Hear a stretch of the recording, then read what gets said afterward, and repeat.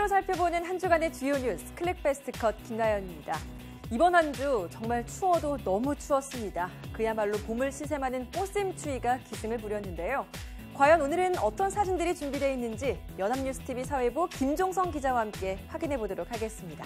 김 기자 어서 오세요. 네, 안녕하세요. 저는 이번 주 출래 불사춘이라는 단어가 정말 떠올랐는데요. 네. 날씨도 그렇지만 우리 주변에서 따뜻한 소식뿐만 아니라 좀 마음을 차갑게 하는 그런 소식들도 많았던 것 같습니다. 예. 저희가 준비한 사진들도 이와 관련된 사진들이 상당히 많았는데요. 하나하나 살펴보도록 하겠습니다. 네, 그럼 첫 사진은 어떤 사진일지 빨리 만나보도록 하겠습니다.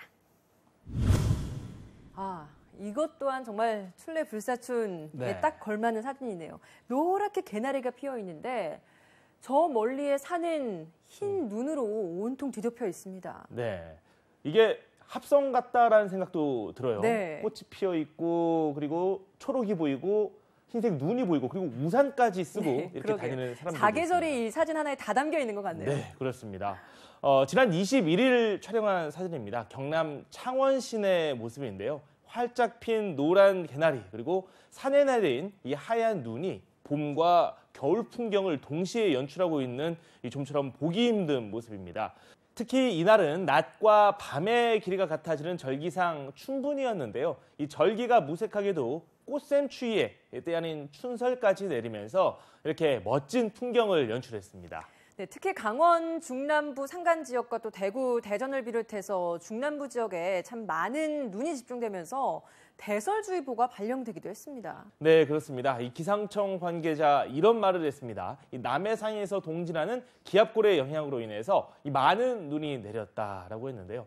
이로 인해 경남 지역의 학교 39곳이 휴업했고 65곳은 학생들의 안전을 위해 등교 시각을 늦추기도 했습니다. 또 좀처럼 눈이 잘 오지 않는 부산에도 춘분인 21일 0.7cm의 눈이 내려 이 산간 지역 도로가 통제되는 등 피해가 잇따랐습니다. 그리고 대구는 3.3cm의 적설량을 기록해 1907년 기상 관측을 시작한 이후 3월 하순에 내린 눈으로는 사상 최고치를 기록했습니다. 봄에 내리는 눈은 물기를 잔뜩 머금고 있기 때문에 평소 내리는 눈보다 두세 배가량 무겁다고 합니다. 안전을 위해서 하중을 견디기 힘든 시설물은 꼼꼼하게 점검하는 게 무엇보다 중요할 것 같습니다. 그럼 다음 주제 살펴보도록 하겠습니다. 네, 조국 민정수석이 청와대에서 브리핑을 하고 있는 모습입니다. 어떤 사진인지 좀 설명이 필요할 것 같은데요? 굉장히 진지하고 그리고 브리퍼가 한 사람만은 아닙니다. 예. 굉장히 뭔가 부수 설명이 필요한 그런 과정인 것 같습니다. 지난 20일 오전 이 춘추관 대브리핑실에서 촬영한 사진입니다. 청와대 조국 민정수석이 문재인 대통령이 발의한 개헌안 중에서 전문과 기본권 부분의 내용과 이 조문 배경 등을 설명하고 있는 모습입니다. 당초 청와대는 대통령 개헌안을 21일까지 발의할 것이라고 밝혔는데요. 이에 더불어민주당 우원식 원내대표가 발의 시점을 26일로 늦춰달라고 요청하자 이를 받아들였습니다. 문 대통령은 헌법 개정안에 대한 국민의 이해를 높이기 위해서 대통령 개헌안을 분야별로 국민께 상세하게 공개하고 설명하라고 지시를 했습니다. 지난 20일부터 사흘 동안 대통령 개헌안이 공개됐습니다. 20일에는 전문과 기본권에 관한 내용, 그리고 21일에는 지방 분권과 국민 주권, 그리고 22일에는 정부 형태 등 헌법기관의 권한과 관련한 사항의 모습을 드러냈습니다. 네, 청와대에서 정부 개헌안이 공개되니까 여야가 대통령 개헌안의 발의 형식 또 내용의 적절성을 놓고 참 가시돋친 설전을 많이 벌였습니다. 네, 그렇습니다. 주도권 다툼이라고 볼 수 있을 텐데 상당히 말이 많았죠. 이 여야가 시기는 물론이고 구체적인 개헌 내용을 놓고도 극한 대치만 벌이고 있어서 국회 차원의 개헌 합의안 도출 가능성은 갈수록 작아지고 있습니다. 네. 여당인 더불어민주당은 제1야당인 자유한국당이 개헌 발목 잡기를 하고 있다면서 대통령 개헌안 발의의 불가피성을 강조하며 방어막을 높였습니다. 이 반면 한국당을 비롯한 야당은 지방선거용 개헌이다 이렇게 비난을 하고 있는 상황인데요. 이 대통령의 개헌안 발의는 독재적 발상이다라고까지 몰아붙이기도 했습니다. 한국당은 특히 5.18 광주 민주화운동과 부마항쟁 그리고 60항쟁 등이 헌법 전문에 포함된 것에 대해서도 강력히 반발해 이 대통령 개헌안 공개와 동시에 본격적인 난상 토론도 예고했습니다. 이 때문에 문 대통령이 일단 헌법 개정안을 국회에 제출한 뒤에도 여야는 벼랑 끝 줄다리기를 이어갈 것으로 보이며 물리적 마지노선인 4월 중순이 임박해서야 어떤 형식으로든 합의의 돌파구를 마련할 수 있을 것이란 전망까지 나오고 있는 상황입니다. 네, 정부 개헌안은 국회가 26일 전까지 6월 지방선거 때 개헌안 동시투표에 합의할 경우에 발의되지 않을 방침인 것으로 전해졌는데요. 청와대는 발의 이후에도 6.13 지방선거 때 개헌안 동시투표가 가능한 시점까지 국회 개헌안이 발의될 경우엔 철회할 것이라고 밝혔습니다. 그럼 다음 주제 살펴보도록 하겠습니다. 네, 누군가의 손을 꼭 잡고 있는, 여기 잠깐 잘리긴 했습니다만 네. 손을 꼭 잡고 있는 문무일 검찰총장의 모습입니다. 누구 손을 이렇게 잡고 있는 겁니까? 네, 여러분들도 한 번쯤은 이름을 들어봤을 법한 그런 인물의 부친입니다. 바로 지난 20일 오후 부산 수영구의 한 요양병원에서 촬영한 사진인데요. 문무일 검찰총장이 박종철 열사의 부친인 이 박정기 씨를 만나서 이 검찰의 과거사에 대해 공식 사과를 하는 모습을 이렇게 포착을 했습니다. 박종철 열사의 부친이셨군요. 네, 그렇습니다. 현재 검찰총장이 이렇게 과거사 관련 피해자를 직접 만나 사과를 한 것은 이번이 처음이라고 합니다. 문 총장은 상체를 숙여 병상에 누운 박 씨와 눈을 마주치며 그동안 너무 고생을 많이 시켜드려서 죄송하다 이런 이야기를 했습니다. 그리고 저희가 너무 늦게 찾아뵙고 사과 말씀을 드리게 돼 정말 죄송하고 송구스럽게 생각한다고 말했고, 이 문 총장의 사과에 대해 박 씨는 어차피 벌어진 일이니까 뭐 괜찮다라는 취지로 이런 말을 했습니다. 네, 이번 병문안은 박종철 열사의 형인 종부 씨가 영화 1987의 개봉 이후에 보도됐던 인터뷰에서 진실 화해를 위한 과거사 정리위원회 보고서 내용을 언급한 게 계기가 됐다고 들었습니다. 맞습니까? 네, 그렇습니다. 정확히 짚어주셨는데요. 이 진실화해위원회가 지난 2009년에 발표한 보고서에서 검찰이 이 박 열사의 고문치사 축소 은폐 조작에 깊이 관여했다는 것을 밝혔고, 검찰은 유족에게 사과하라고 권고를 했습니다. 문 총장은 이 보고서를 읽어본 이후 이 민주열사 박종철 기념사업회에 박 씨와의 만남을 요청을 했습니다. 이 과정에서 박 열사의 친구이자 사법연수원 부원장인 김기동 검사장이 징검다리 역할을 했습니다. 형인 종부 씨가 문 총장의 방문을 흔쾌히 받아들여 이러한 공식 사과의 자리가 마련될 수 있었습니다. 네, 문무일 검찰총장 이번 주에 참 바빴을 것 같습니다. 이명박 전 대통령에 대한 구속영장 청구라는 큰 결단도 내렸죠. 네, 빅 이슈다라고 말씀드릴 수 있을 텐데요. 그래서 관련 사진을 저희가 한 장 더 준비해봤습니다. 한번 살펴보도록 하겠습니다. 네, 취재진의 질문을 받고 있는 문무일 검찰총장의 모습입니다. 뭔가 입을 앙 다문 게 얼마나 고심이 많았을지 딱 보여주는 그런 표정인 것 같습니다. 네, 머릿속에는 정말 하고 싶은 말이 많았을 것 같다는 생각이 듭니다. 지난 19일 오전 서울 서초구 대검찰청에서 촬영한 사진인데요. 문무일 검찰총장이 이명박 전 대통령 구속영장 청구 여부에 대한 취재진의 질문을 받고 있는 모습을 이렇게 포착했습니다. 일각에서는 2명의 전직 대통령이 연달아 구속된다는 부담이 있고 이미 상당한 수사가 이뤄져 불구속 상태로 수사와 재판이 이뤄져도 무방하다며 구속영장 청구가 불필요하다는 의견이 있었습니다. 윤석열 서울중앙지검장으로부터 중간 수사 결과를 보고받은 문 총장은 사안의 중대성과 증거인멸 가능성을 법과 원칙에 따라 판단한 결과 구속수사가 타당하다 이렇게 수사팀에 지시를 했습니다. 문 총장의 결단에는 이 전 대통령의 수뢰 혐의액만 110억 원에 달해서 법원 양형 기준상 최대 무기징역까지 선고할 수 있다는 중죄라는 점이 고려됐다는 이야기까지 나오고 있는 상황입니다. 영장 실질 심사에 결국 이명박 전 대통령은 참석하지 않았죠. 네, 그렇습니다. 검찰은 이 전 대통령이 거액의 뇌물을 수수하고 실소유를 하고 있다라고 판단한 다스에서 비자금을 조성한 혐의가 있다며 뇌물수수, 그리고 국고손실, 조세포탈, 횡령, 직권남용, 대통령 기록물 관리법 위반 등 무려 12개의 혐의로 구속영장을 청구를 했습니다. 영장 실질 심사란 구속영장을 청구받은 법원의 판사가 피의자를 법정에 불러 영장 청구 사실에 대한 진술을 직접 듣고 판단을 하는 제도입니다. 1997년에 도입이 됐죠. 지금까지 검찰 수사를 받은 전직 대통령 가운데 영장 실질 심사에 출석한 사람은 박근혜 전 대통령 한 명뿐입니다. 1995년 전두환 노태우 전 대통령에게 구속영장이 발부된 사례가 있기는 했는데 이 제도가 도입되기 이전이라 판사가 홀로 5시간에서 한 6시간 정도의 서면 심리만 진행했습니다. 이 전 대통령 측에서는 검찰에서 입장을 충분히 밝힌 만큼 법원의 심사에 출석하지 않기로 했다고 밝히면서 서면 심사를 통해 영장 실질 심사를 받겠다 이렇게 밝히기도 했습니다. 결국 이명박 전 대통령은 구속영장 실질 심사를 우여곡절 끝에 받고 구치소에 수감이 됐습니다. 앞으로 재판 과정에서 본인이 받고 있는 혐의를 어떻게 소명할지 관심이 쏠리고 있습니다. 서울중앙지검 수사팀은 이명박 전 대통령의 구속영장을 청구하면서 추가 수사가 필요한 의혹들은 영장 범죄 사실에 포함하지 않았는데요. 영장에 포함되지 않은 의혹들도 대부분 수사가 상당 수준까지 진행됐고 또 일부는 구속영장의 배경으로 설명이 되기도 했던 만큼 재판 단계에서 혐의는 더 늘어날 것으로 보입니다. 그럼 다음 주제 살펴보도록 하겠습니다. 네, 가수 윤상 씨와 현송월 단장이 서로 만나서 악수를 하고 있습니다. 이제 북한에서 우리 측 예술단이 공연을 하게 될 텐데 그 실무 회담을 하기 위해서 만난 모습이죠? 네, 그렇습니다. 이 두 사람이 이렇게 손을 마주 잡고 있다는 사실이 이채롭다라는 생각부터 들게 되는데요. 지난 20일 오전 판문점 통일각에서 촬영한 사진입니다. 예술단 실무 접촉에서 우리 측 수석 대표로 나선 음악감독 윤상 씨가 이 북측 대표죠. 이 삼지연 관현악단 현송월 단장과 회의를 마친 이후에 이렇게 악수를 나누는 모습을 포착을 했습니다. 이날 남북은 우리 예술단이 3월 31일부터 4월 3일까지 평양을 방문해 2차례 공연할 것을 합의했습니다.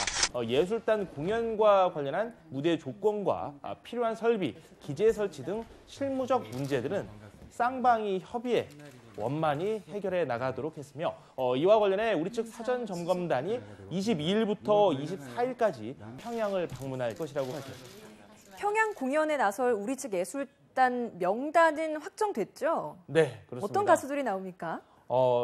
전 연령대에서 사랑받는 그런 가수들로 추렸다고 하는데 우리나라를 대표하는 대표 가수들이라고 할 수 있겠죠. 면면이 아주 화려합니다. 모두 160여 명으로 구성이 됐는데요. 우리 측 예술단에는 이 조용필, 이선희, 최진희, 윤도현 등이 포함됐습니다. 이름만 들어도 다 알 수 있는 아주 유명한 가수들이네요. 네, 그렇습니다. 우리 측 예술단 음악 감독인 윤상 씨는 이 평양 공연을 앞두고 북에 계신 동포 여러분들께 저희들이 한국에서 보여드리는 것과 다를 바 없는 똑같은 감동 그리고 어색하지 않음을 전해드리는 게 첫 번째 숙제라고 밝혔습니다. 평양 공연은 4월 1일에 첫 번째 공연을 하는 것은 거의 확정적인데요. 이 남북 실무 접촉에서 1회 공연은 우리 측 공연 위주로 진행되고 2회 공연은 남과 북이 하나가 되는 합동 공연을 추진하는 것으로 의견을 모았습니다. 한편 현송월 삼지연 관현악 단장은 우리 예술단의 평양 방문 공연을 성과적으로 보장하기 위해서 모든 성의와 노력을 다할 것이라고 얘기를 했습니다. 또 서로가 힘을 모으면 못 해낼 일이 없다는 걸 다시금 실감했다라고 밝혔습니다. 그럼 다음 주제 살펴보도록 하겠습니다. 이게 다 취재진들에 둘러싸여 있는 거잖아요. 네. 플래시가 터지고 있는 카메라가 보이고요. 누군가에게 모든 관심이 집중된 것 같은데 이 가운데 있는 이분인 것 같습니다. 누군가요? 네, 참 안타깝다라고 말씀하시는 분들도 많았고 예상치 못해서 더 분노한다라고 말씀하신 분들도 있었습니다. 안희정 전 충남지사의 모습을 이렇게 뒤에서 잡았습니다. 지난 19일 오전 서울 서부지검에서 촬영한 사진인데요. 자신의 비서 등을 성폭행한 혐의를 받고 있는 안희정 전 충남지사가 이 건물에 들어서기 전 취재진 질문에 답하는 모습을 이렇게 잡았습니다. 안 전 지사가 검찰에 나온 것은 이번이 두 번째입니다. 지난 9일 이후 열흘 만인데요. 지난 9일에는 사전 예고 없이 자진해서 검찰에 나와 9시간 30분가량 조사를 받았습니다. 검찰은 당시 안 전 지사가 조율 없이 기습 출석을 했기 때문에 사전에 이 피고소 사실을 제대로 들여다보지 못했던 데다가 이후 증거와 진술이 더 축적됐고 이 새로운 고소인까지 등장한 이상 이 재조사가 꼭 필요하다는 입장을 밝혔습니다. 결국 이날 두 번째 검찰 조사가 이뤄진 겁니다. 네, 안 전 지사에 대한 검찰 조사 2차 조사였는데 이날은 20시간가량 진행됐습니다. 네, 과연 언제 나올까? 이렇게 취재 기자들이 상당히 오랫동안 기다렸는데요. 예. 결국 밤을 꼴딱 샜습니다. 서울 서부지검에 출석한 안희정 전 충남지사가 이 조사를 마치고 다시 모습을 드러낸 시각은 다음 날 새벽인 오전 6시 20분이었습니다. 무려 20시간 20분에 걸쳐 검찰 조사가 이루어진 겁니다. 이 안 전 지사는 출석하면서 이런 이야기를 했죠. 합의에 의한 관계였다고 생각했다라는 이야기를 했고, 하지만 고소인들께서 그런 것이 아니었다고 하십니다. 사과드립니다라고 말하면서 검찰 조사를 충실히 받겠다. 그리고 그에 따른 사법 처리도 달게 받겠다고 덧붙이기도 했습니다. 또 조사를 마치고 나와서는 좀 피곤한 모습으로 약간 예민한 반응을 보이기도 했는데요. 예. 충분히 소명했느냐 뭐 이런 기자들의 질문을 받고서는 성실히 조사에 임했다 이 말만 하겠다라고 밝혔습니다. 다른 질문에는 일절 답을 하지 않았습니다. 두 차례 조사에서 총 30시간 가까이 안 전 지사를 조사했던 검찰은 진술 내용을 세부적으로 분석하면서 범죄 혐의를 가다듬고 있습니다. 만약 필요하다면 고소인 추가 조사나 추가 증거 확보에 나설 가능성도 배제하지 않고 있습니다. 그럼 다음 주제 살펴보도록 하겠습니다. 네, 러시아 푸틴 대통령입니다. 오랜만에 저희 클릭베스컷에 등장을 한 것 같은데 네. 시진핑 주석에 이어서 러시아에서도 이번 장기 집권이 기정사실화됐다라는 소식이 많이 전해지고 있는 것 같습니다. 네, 그렇습니다. 국제면을 뜨겁게 달궜던 소식 중에 하나였죠. 지난 18일 러시아 모스크바에서 촬영한 사진인데요. 이날 러시아 대선이 있었는데 푸틴 대통령이 출구조사를 통해 승리한 것으로 나타나자 이 지지자들에게 연설을 하고 있는 모습을 담았습니다.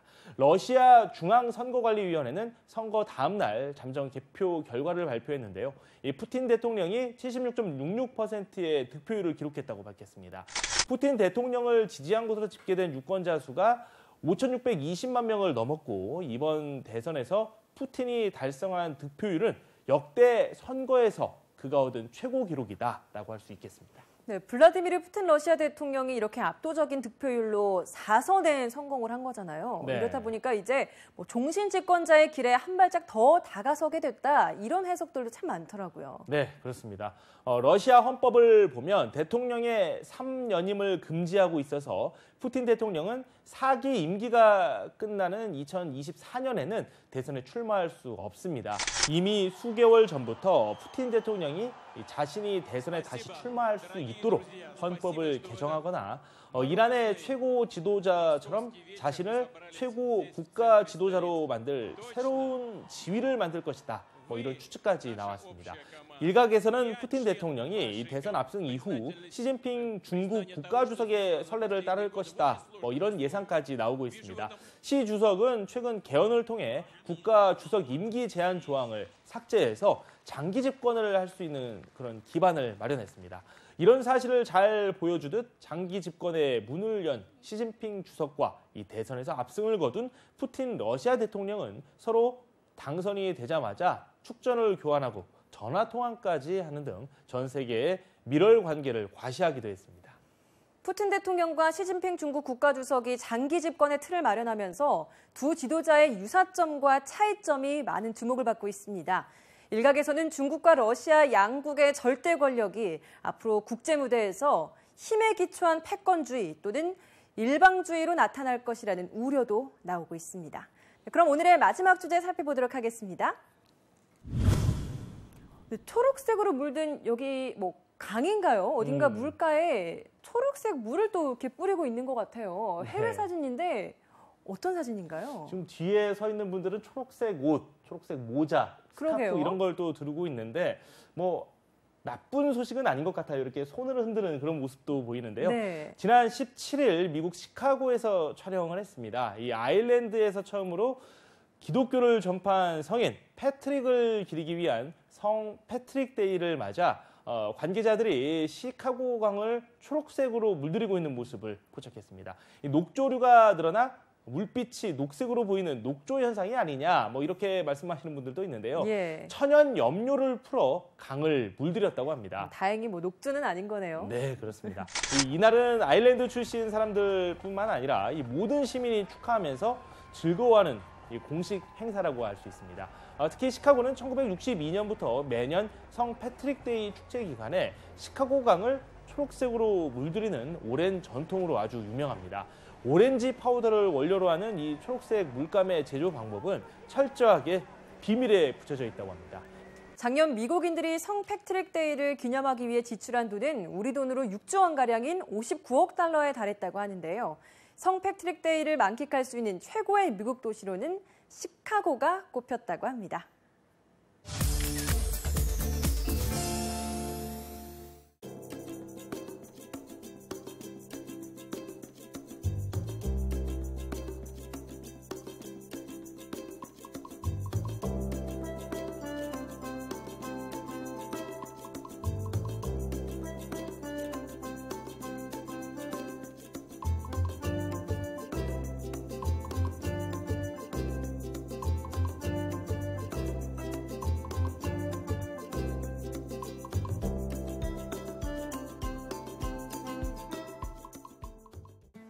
사진으로 살펴보는 한 주간의 주요 뉴스 클릭 베스트 컷. 오늘은 여기까지입니다. 저희는 다음 주에 더 재미있고 의미 있는 사진들로 다시 찾아뵙겠습니다.